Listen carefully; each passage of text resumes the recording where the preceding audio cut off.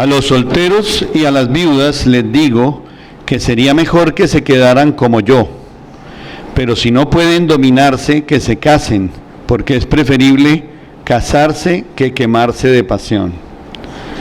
A los casados les doy la siguiente orden: no yo, sino el Señor, que la mujer no se separe de su esposo. Sin embargo, si se separa, que no se vuelva a casar. De lo contrario, que se reconcilie con su esposo. Asimismo, que el hombre no se divorcie de su esposa. A los demás les digo yo, no es mandamiento del Señor. Si algún hermano tiene una esposa que no es creyente, y ella consiente en vivir con él, que no se divorcie de ella. Y si una mujer tiene un esposo que no es creyente, y él consiente en vivir con ella, que no se divorcie de él. Porque el esposo no creyente ha sido santificado por la unión con su esposa, y la esposa no creyente ha sido santificada por la unión con su esposo creyente. Si así no fuera, sus hijos serían impuros, mientras que de hecho son santos. Sin embargo, el cónyuge no creyente Sin embargo, si el cónyuge no creyente decide separarse, no se lo impidan. En tales circunstancias, el cónyuge creyente queda sin obligación. Dios nos ha llamado a vivir en paz. ¿Cómo sabes tú, mujer, si acaso salvarás a tu esposo? ¿O cómo sabes tú, hombre, si al caso salvarás a tu esposa? Amén. Bueno, desde la semana pasada, en los primeros capítulos de Corintios 7, veníamos recibiendo consejos para el matrimonio. La semana pasada vimos cómo debíamos comportarnos, cómo debíamos evitar que el enemigo nos ataque cuando nos negamos el uno al otro, y muchas otras recomendaciones que pudimos compartir la semana anterior. Eran guías de cómo debemos llevar nuestro matrimonio. Ahora, en esta palabra, el Señor quiere mostrarnos y darnos unas instrucciones claras. Es Pablo hablándonos. En un momento nos dice, es un mandato del Señor, y en otra nos dice, no es un mandato, eso lo vamos a ver y lo vamos a aclarar a través del desarrollo de la lectura. Y nos dan unas pautas para cómo deberíamos comportarnos, y nos las da para los solteros y los casados. Son dos circunstancias diferentes que vamos a analizar, y finalmente nos permite consejos para los solteros y para el matrimonio y el propósito en la vida nuestra.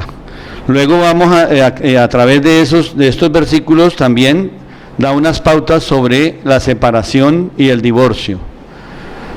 Y finalmente vamos a ver unas pautas que también están en estos versículos en situaciones críticas, análisis, cuando hay situaciones que de pronto a nuestro criterio se salen de control, nos da algunas pautas para cómo debemos continuar. Entonces, la primera parte de la lectura nos dice, a los solteros y a las viudas les digo que sería mejor que se quedaran como yo. Ahí está hablando Pablo, y recordemos que la semana pasada recordábamos que Pablo era viudo. Entonces no es que esté indicando de que no evitar el matrimonio o evitar unirse a otra persona.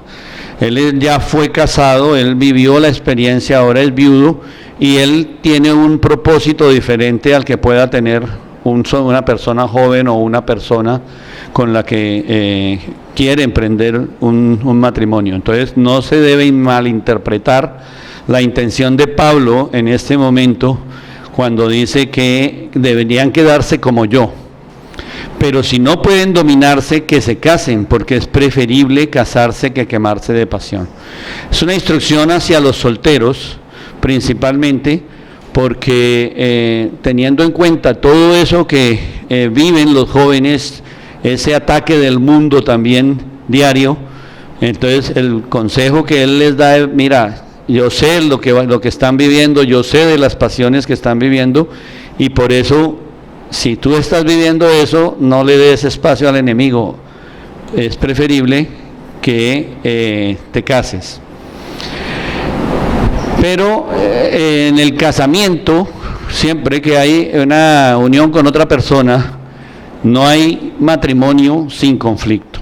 Eso es claro. Yo realmente no sé por qué escogió el Señor este día y este momento y esta charla para mí. O sea, sé que Él tiene un propósito y espero que sea que a través mío pueda llevarles el mensaje que Él quiere que les lleve, y un mensaje correcto de acuerdo a la palabra. Soy felizmente casado hace 36 años, pero eso no significa que nosotros no hayamos tenido problemas en nuestro matrimonio. Y leyendo algunas citas dice que el que niegue que ha tenido problemas en su matrimonio es porque o no ha estado casado realmente, y porque no tiene conciencia de que el estar en esas dificultades es lo que puede haber fortalecido su matrimonio. El diablo siempre ataca y él siempre va a tratar de torpedear cualquier proyecto que nosotros tengamos en nuestra vida.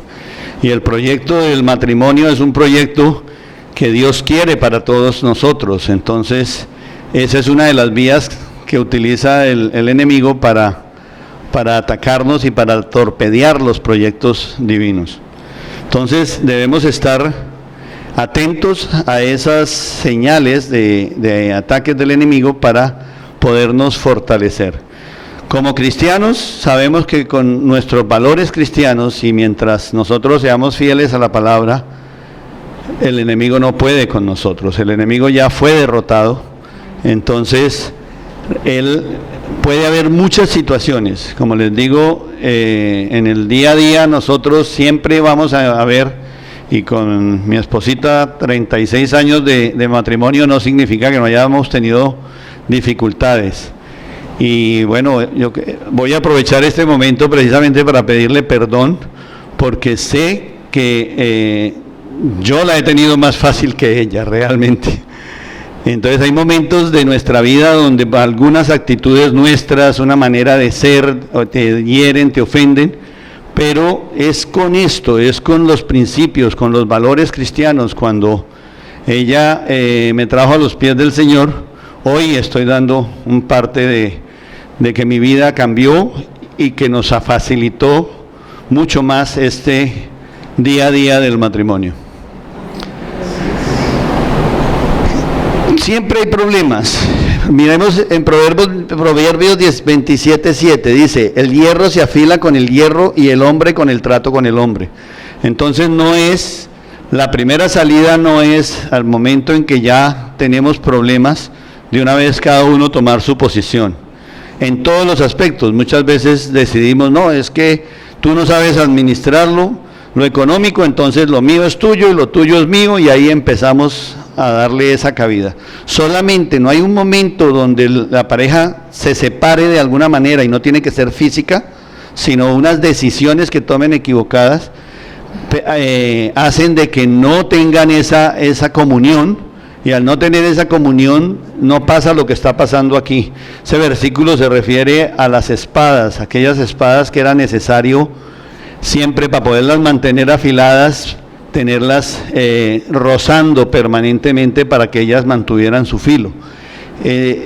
Si no se sacan chispas, y en el caso del matrimonio muchas veces nos sacamos chispas, eso nos hace más filosos y seguramente más útiles. O sea, el Señor nos está preparando para fortalecernos cada vez más en cada circunstancia que se nos presente en el matrimonio.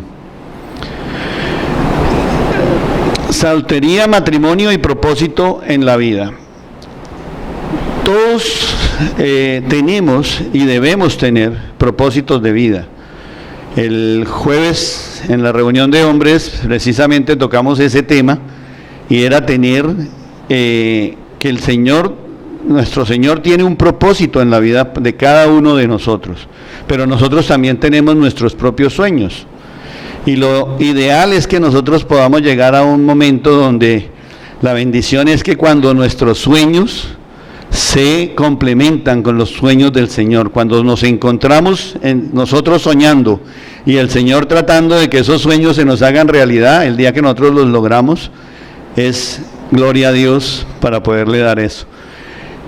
Entonces, el propósito de nuestra vida es quien debe liberar nuestra vida. El propósito que nosotros hacemos cuando decidimos casarnos, cuando realmente escogemos una persona para vivir con ella el resto de los días, tiene que ser un propósito de vida. No puede ser una decisión tomada a la ligera.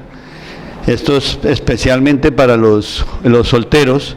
O sea, el decidir la persona con que vas a vivir el resto de tus días es una decisión supremamente importante, no puede ser tomada a la ligera.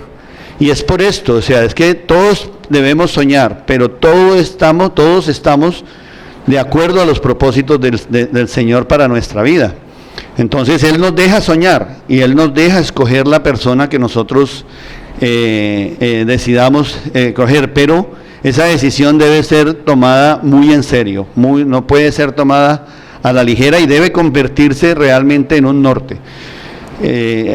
Los propósitos de vida pueden ser muchos, estudio, mi carrera, pero el con quién me casaré es una decisión que se debe tomar con mucha responsabilidad.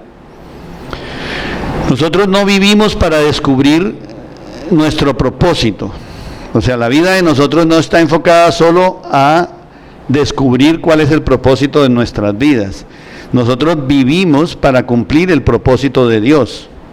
Entonces, uno cree que, entre más vivo, entre más siendo soltero, entre más llevo vida de extremos, entonces más voy a conocer. Entre más chicas yo haga novia, seguramente voy a escoger la mejor. Entonces hay que tener mucho cuidado con eso, porque muchas veces el propósito de la intención que tú tienes no es la misma que tiene el Señor. El Señor no tiene contigo un propósito para que tu vida sea un desastre alrededor de muchos fracasos prematrimoniales.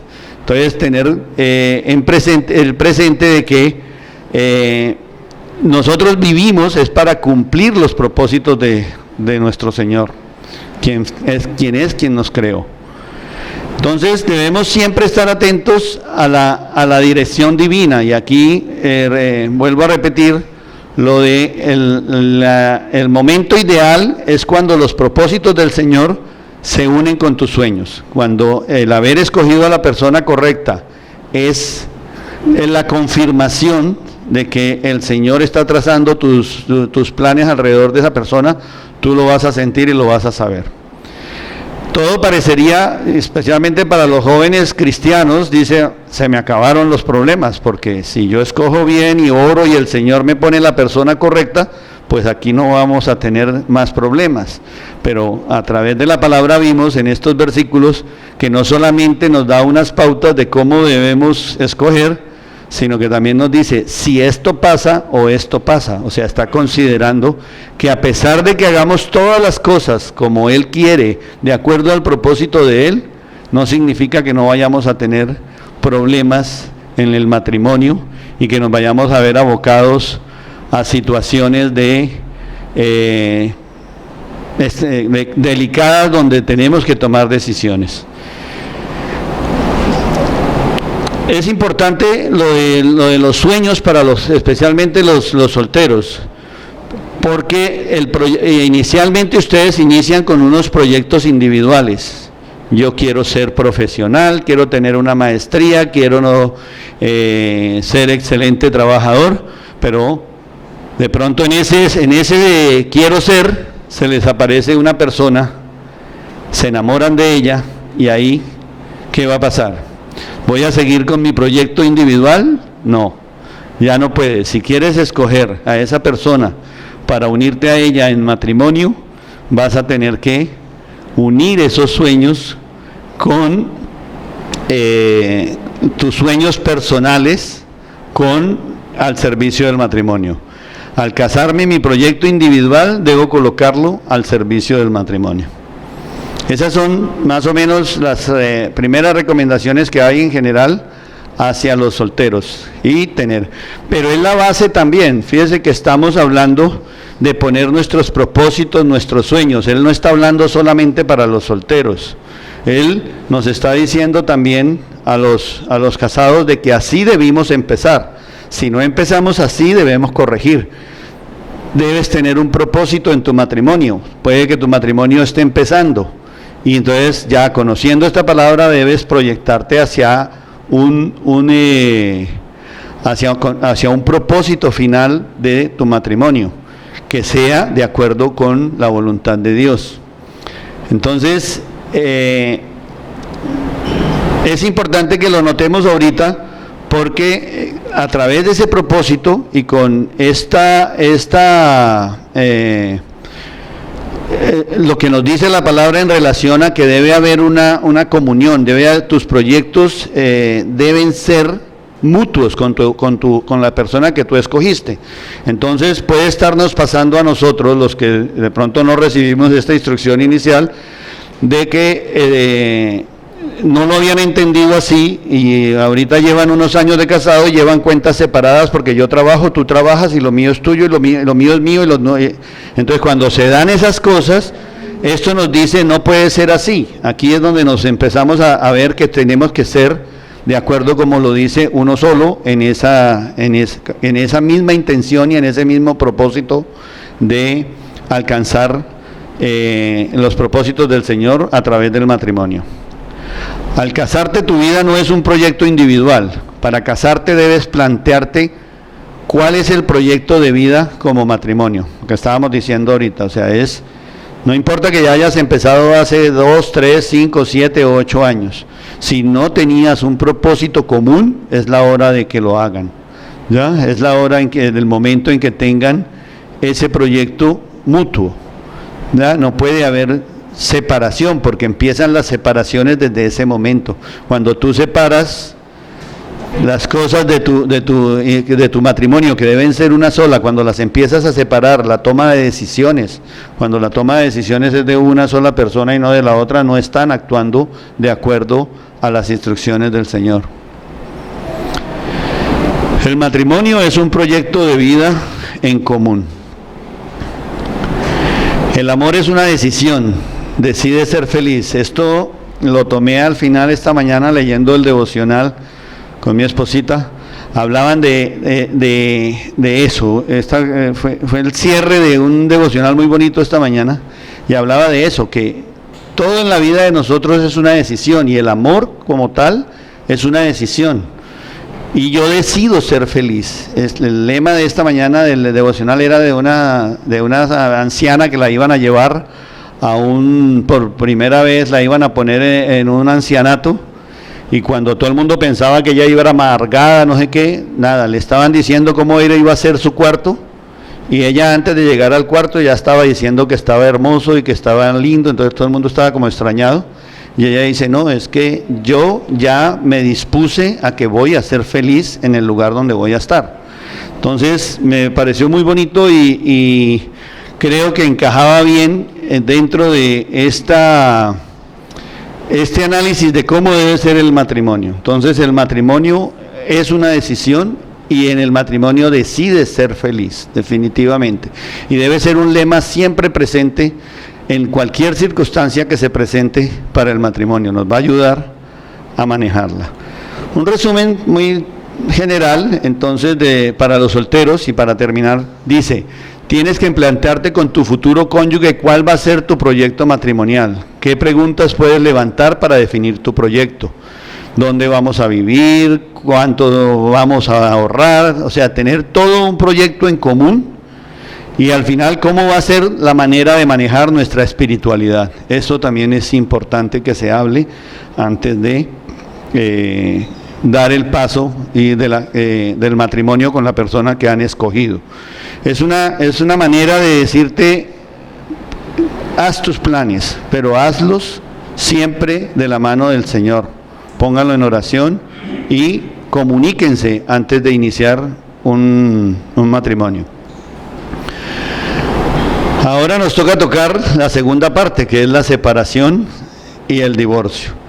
Pablo nos daba las instrucciones de cómo debían mantenerse en matrimonio, pero ahora analiza los matrimonios, la separación y el divorcio.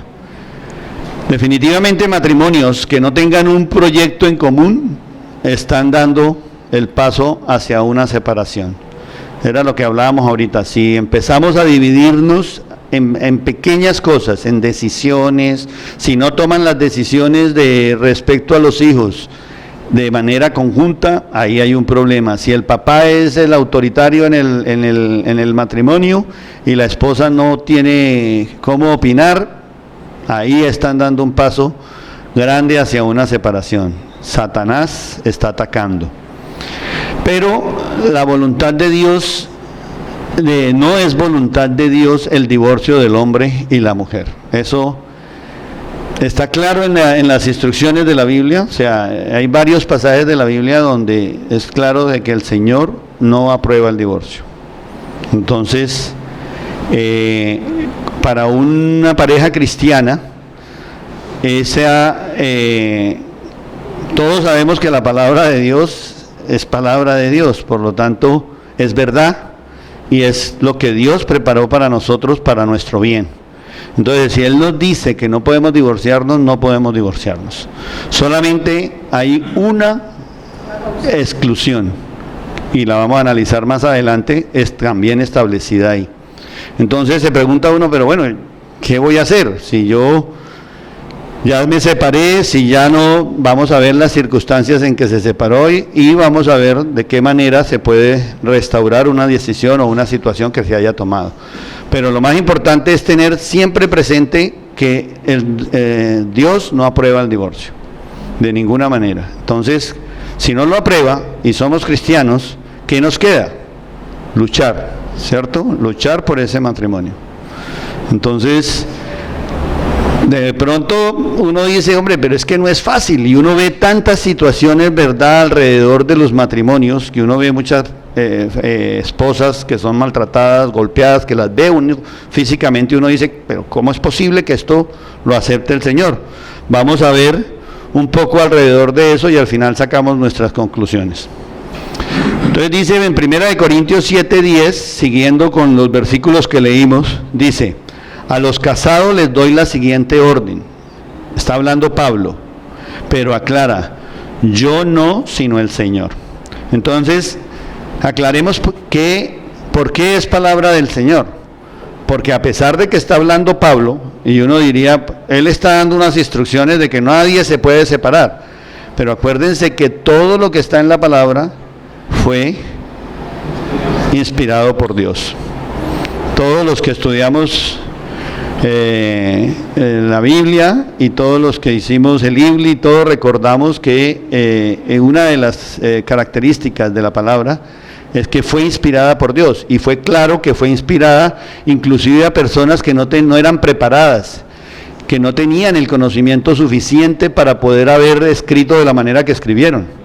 Entonces, es importante que se tenga en cuenta eso, o sea, esto que está diciendo Pablo es inspirado por Dios, luego es mandato de Dios y por lo tanto es un mandamiento que debemos cumplir. Entonces dice, que la mujer no se separe de su esposo. Sin embargo, mire que ahí Pablo está abriendo la ventana. Sin embargo, si se separa, que no se vuelva a casar. De lo contrario, que se reconcilie con su esposo. Asimismo, que el hombre no se divorcie de su esposa.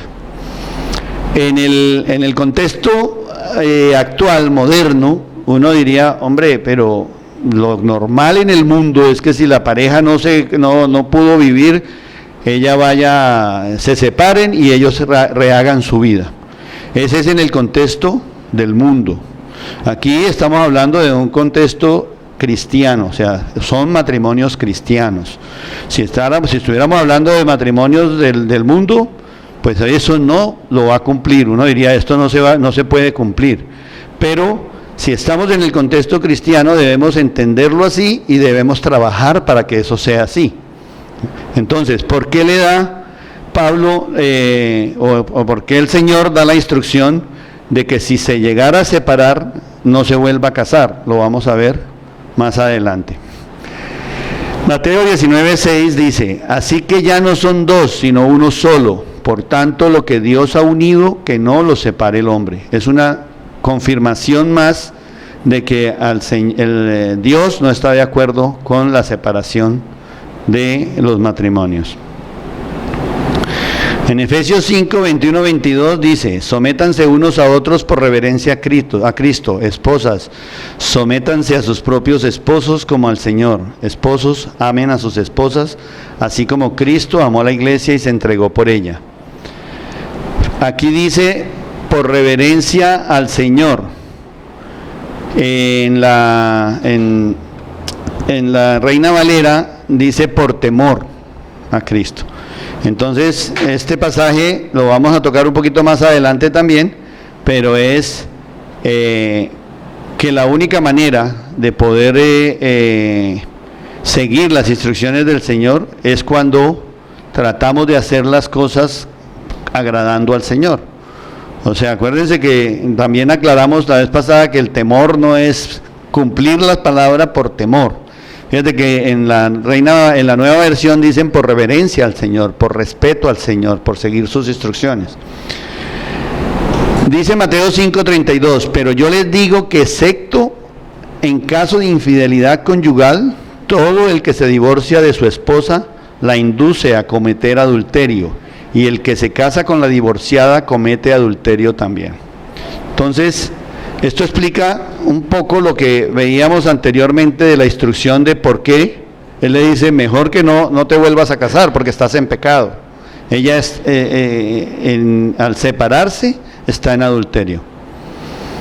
Que si ella se une a otra persona estando separada, está en adulterio.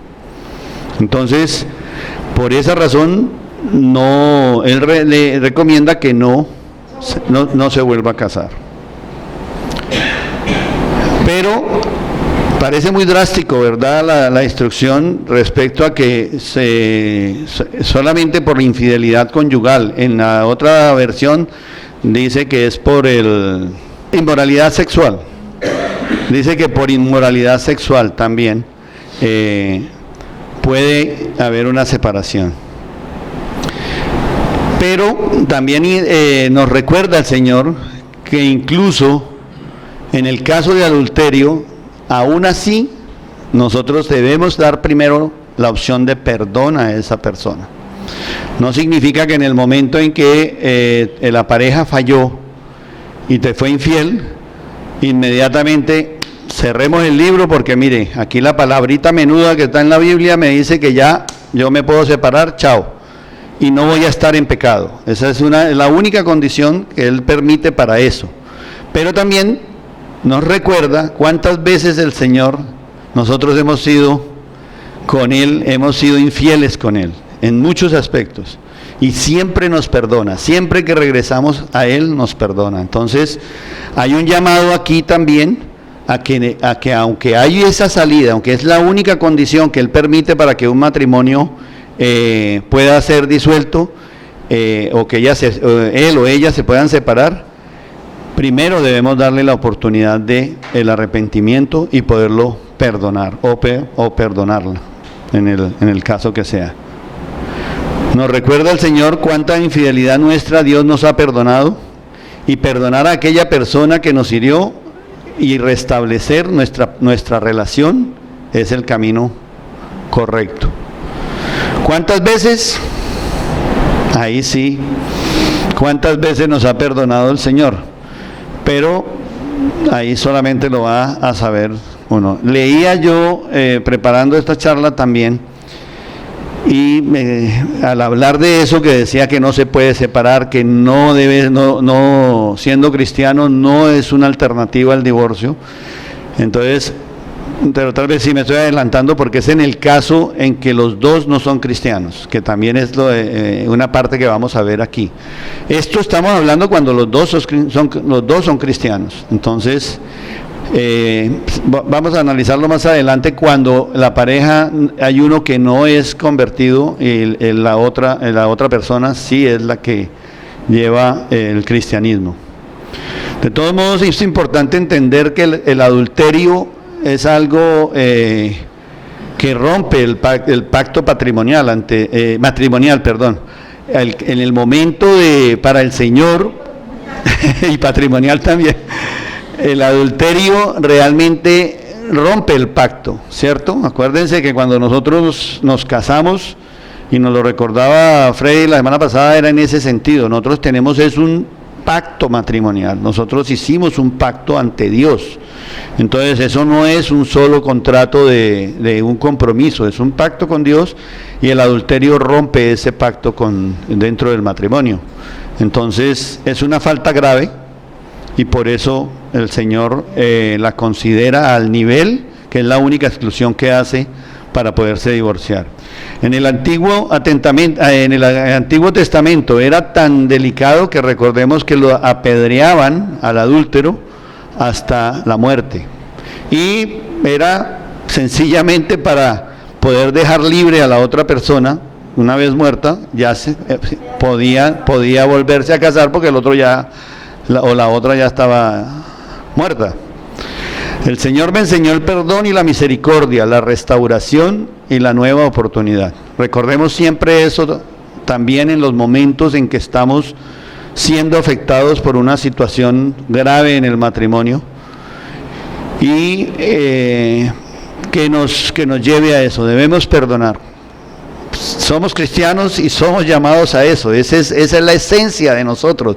Eso es lo que nos diferencia realmente del mundo. Entonces, no es fácil, créame. Yo, entre más leía, yo decía, caramba, pero para el cristiano no es fácil porque la tendencia del mundo es facilista. Hoy en día hasta hay, ¿cómo se llama? Divorcios express en las notarías. Ya no es sino tener un X número de dinero y está listo. Eso no se preocupen que eso entonces, cuando el mundo va a ese ritmo y nosotros tenemos que ir a este ritmo, ahora tenemos que ver que solamente de la mano de Dios es que podemos llegar.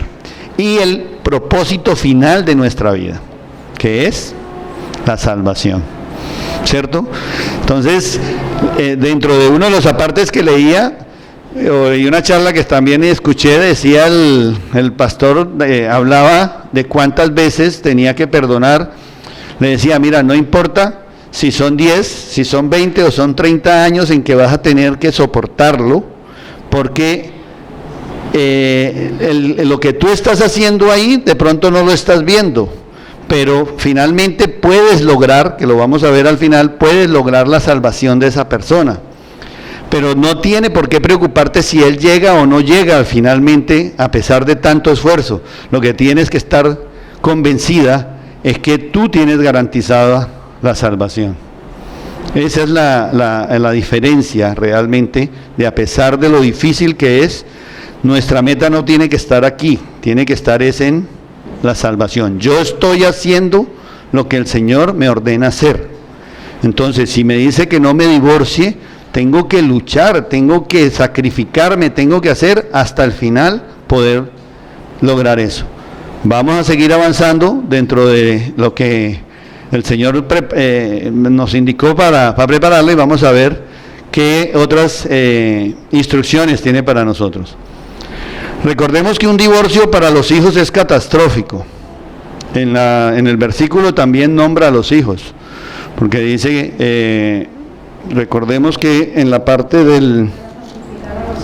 es para santificar a los hijos.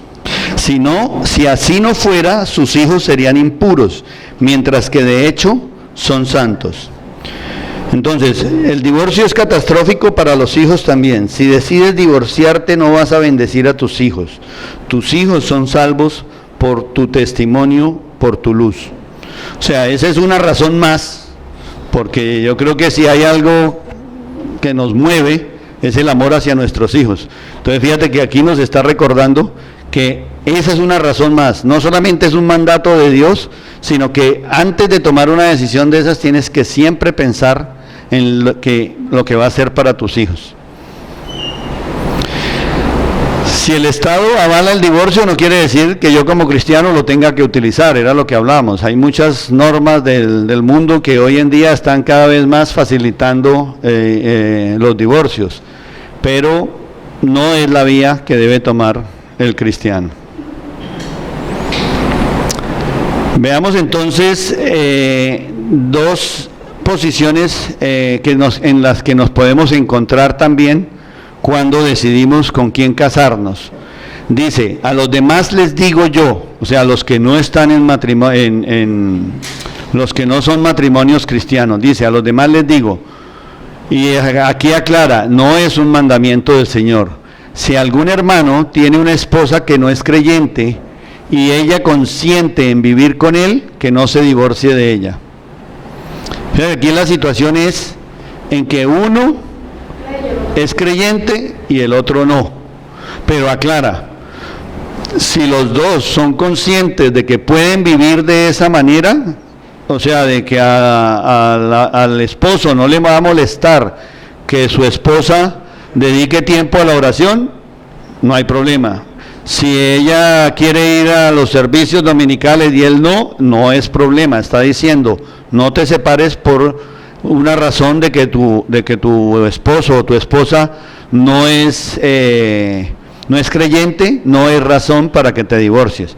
Decía uno de los que vi, decía eso, no es la hora en que vengan a decir, no pastor, yo lo que pasa es que quiero divorciarme porque es que le encontré a mi esposa una estampita de la Virgen o algo así, o sea, buscar excusas para poderse casar separarse a raíz de estos versículos. Si una mujer tiene un esposo que no es creyente y él consiente en vivir con ella, que no se divorcie de él. O sea, instrucción para la mujer y para el hombre. Porque el esposo no creyente ha sido santificado por la unión con su esposa, y la esposa no creyente ha sido santificada por la unión con su esposo creyente. Entonces está en la palabra de que a pesar de que uno solo vaya remando, igual esa luz está alumbrando a su pareja. Mientras puedan llevar convivencia sana, convivencia donde no se salgan de los parámetros de Dios en el caso del creyente y él no vaya a pasar a excesos del mundo. Entonces es lo que se entiende, que en ese caso ellos son santificados también, el uno por el esposo que es creyente o la esposa que es creyente. Si así no fuera, sus hijos serían impuros, mientras que de hecho son santos. Es la parte que estábamos leyendo. Si la parte no creyente consiente en seguir viviendo con la parte creyente, manténganse unidos. A pesar de la incompatibilidad, es válido ese matrimonio así.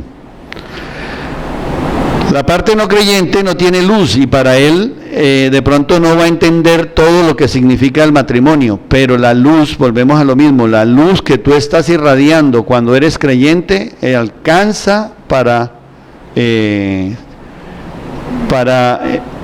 santificar a esa pareja. Consentir es estar de acuerdo con el ideal común del matrimonio. ¿Se acuerdan cuando iniciamos que hablábamos que debíamos tener un plan común, un norte marcado de acuerdo al propósito de Dios? Aquí es donde regresamos. O sea, no importa si uno no es convertido y el otro sí, pero mientras el propósito del matrimonio, mientras lo que hacen es común y va en el sentido de un matrimonio de acuerdo a la voluntad de Dios, pues no hay razón ninguna para separarse. Si los dos tiran para el mismo lado con los objetivos del matrimonio, eso está bien. Bueno, dice en el versículo 15, dice, sin embargo, si el cónyuge no creyente decide separarse, no se lo impidan.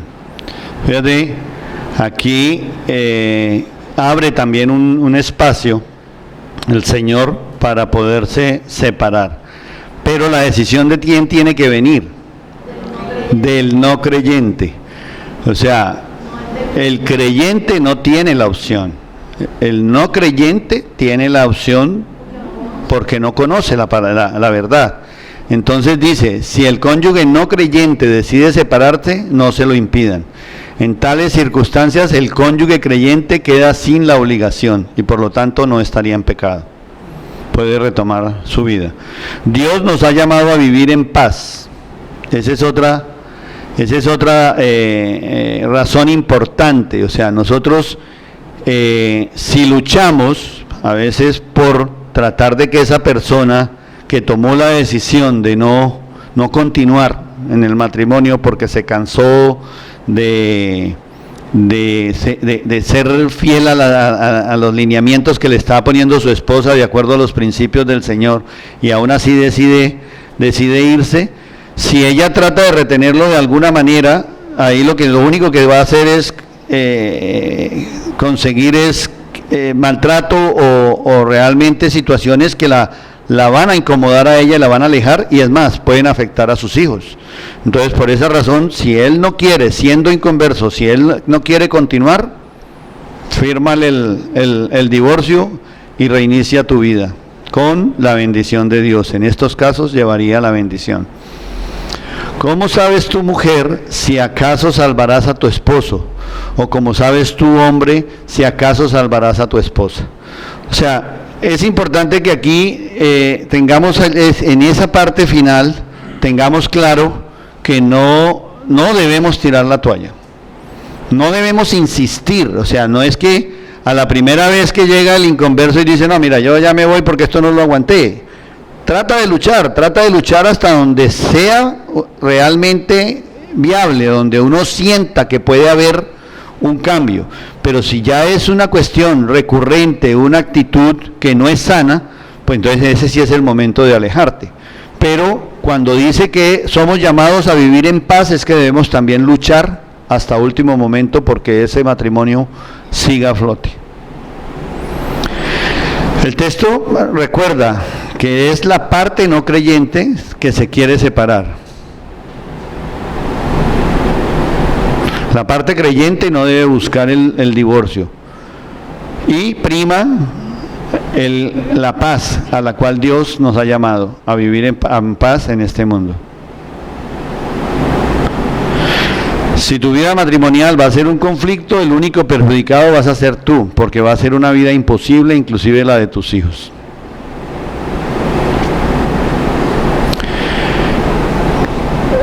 La parte cristiana no debe procurar el divorcio, no debe buscarlo, porque tu ejemplo como cristiano, por tu testimonio, por tus oraciones,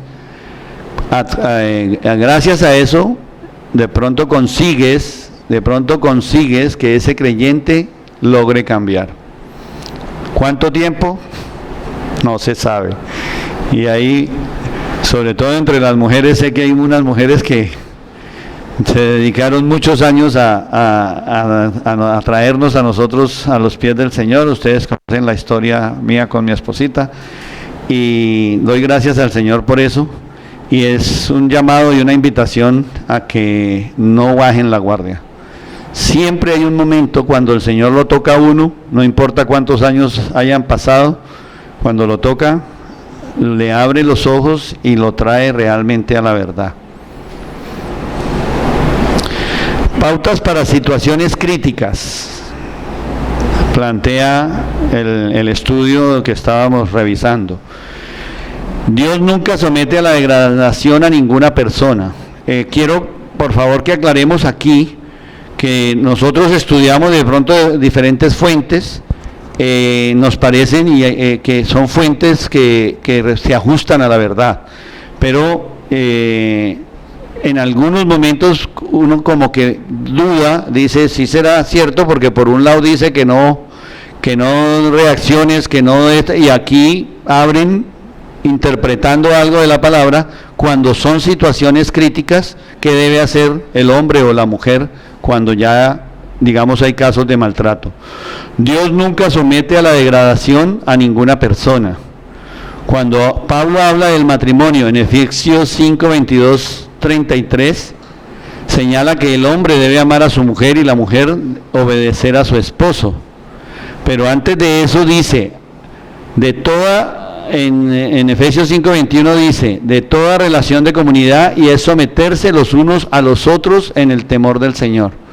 Entonces, leamos bien Efesios 5:21. Entonces, así como lo vemos, diría uno, bueno, ¿y qué pasa en esa relación cuando uno ve, y lo que hablábamos que es obvio, que la pareja está siendo maltratada?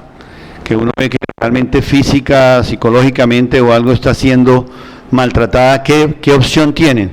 Entonces hay que leer bien donde él dice, sométanse unos a otros en el temor de Dios. O sea, yo no puedo aceptar, y la persona no puede aceptar que haya maltrato porque de una persona, porque si te está maltratando es una persona que no es obediente al Señor, es una persona que no tiene temor de Dios. Entonces, en estas instrucciones se ve que hay una instrucción también, aunque como quien dice, hay un punto de aguante. O sea, no debes tampoco permitir que haya maltrato, porque el Señor nunca somete a degradación a ninguna persona. En ningún momento el Señor quiere eso para nosotros. Entonces debemos entender también que cuando una situación llega a ese límite donde ya no hay respeto, donde ya hay ataques físicos, psicológicos, no debemos tomar una decisión. En ese momento debe separarse, porque tiene que proteger su vida y la de sus hijos en muchos casos. Entonces es una interpretación, como les digo, me parece que es acertada en el sentido de que eso no es lo que quiere el Señor para ninguna persona. Pero entonces tampoco debemos buscar el momento de que es que se resbaló y me pegó, entonces como ya me pegó yo me voy, ¿ya? Porque entonces esa es la salida que estamos buscando. Entonces no es una actitud cristiana estar buscando cuál es la disculpa que voy a dar para poder ver. Al contrario, hombre, tiene una actitud agresiva, voy a trabajar para que esa actitud agresiva no siga en mi matrimonio, para que esa actitud, ¿cómo lo cambio, Señor? Ayúdame a entender cómo puedo cambiar a esa persona, y seguramente el Señor le va a dar esa salida para que pueda cambiar el carácter de esa persona. Conclusión, hay que luchar. A pesar de que haya una que otra salida, muy pocas como vemos, de pronto por alguna situación, aquí el llamado es a luchar por tu matrimonio. En el pacto matrimonial, uno le entrega la autoridad de su propio cuerpo a su cónyuge. El principio que gobierna esta decisión es el amor. O sea, tú te entregas a la otra persona, es por amor. Y recordemos que decía la palabra que ya no somos dueños de nuestro propio cuerpo, pero siempre que haya amor. La bendición del Señor es la que enriquece, y Él no añade tristeza con ella. O sea, definitivamente Él no quiere nada malo para nosotros. Cuando esa persona es abusadora, la parte cristiana cuerda debe tomar medidas para sanear esa situación. Fíjese que el autor no te está diciendo, coge las llaves y vete, nada. Debe buscar alguna alternativa para poder sanear esa situación, ya sea de la manera como estaba diciendo yo, orar para que puedas moldear ese carácter, pero también, si ya es una situación extrema, debes tomar una decisión de dejarlo. Los hijos están en un contexto de riesgo a nivel físico, psíquico, social y espiritual en esos momentos donde ya las agresiones son incontrolables. En Romanos 13:1-7 dice, todos deben someterse a las autoridades públicas. No hay autoridad que Dios no haya dispuesto, así que las que existen fueron establecidas por Él. ¿Por qué tocan este versículo o este tema? Es porque cuando ya hay una agresión física, cuando ya hay un maltrato, las vías legales permiten que esa persona lo denuncie, le ponen una caución, lo retiran, y no por eso ella está faltando, a ella o él, porque también puede darse del otro lado, está faltando a las instrucciones del Señor. Basados en esto, las autoridades son puestas para eso, y dice, porque los gobernantes no están para infundir terror a los que hacen lo bueno, sino a los que hacen lo malo. Entonces es un recordatorio que ese podría ser una salida. Como conclusión, tenemos entonces varias conclusiones a sacar. Para Dios el matrimonio es complementarse, es ayuda mutua y satisfacción a plenitud. Eso es lo que Él quiere para nuestros matrimonios. El matrimonio es una decisión trascendental y no ligera, recordemos. Debe ser tomada como uno de los pasos más trascendentales que damos en nuestra vida. ¿Es el espacio ideal para los hijos? Definitivamente sí. Un matrimonio sano es el espacio donde deben crecer nuestros hijos. Entonces, por eso debemos luchar. Debe ser un proyecto común y debe reelaborarse en todo momento. O sea, cada día, en cada instante, debemos trabajar en función de ese proyecto común. No permitir que pequeñas circunstancias nos vayan separando el uno al otro. Recordemos que siempre Satanás va a estar ahí, detrás del proyecto de Dios, porque el matrimonio es un proyecto de Dios para nosotros, y él va a estar acechando a ver en qué momento puede alcanzarnos. Para Dios el matrimonio es amor y no avala otras alternativas, no hay otra salida. Dios protege el vínculo para nuestra salvación y la de nuestros hijos. Sin temor de Dios no hay relación posible. Esto recuerda cuando ya la situación es extrema. Si no hay temor de Dios, no puede haber una relación entre dos personas. Dios nos llama a vivir en paz. Y por último, recordemos que el divorcio no debe ser tu primera opción.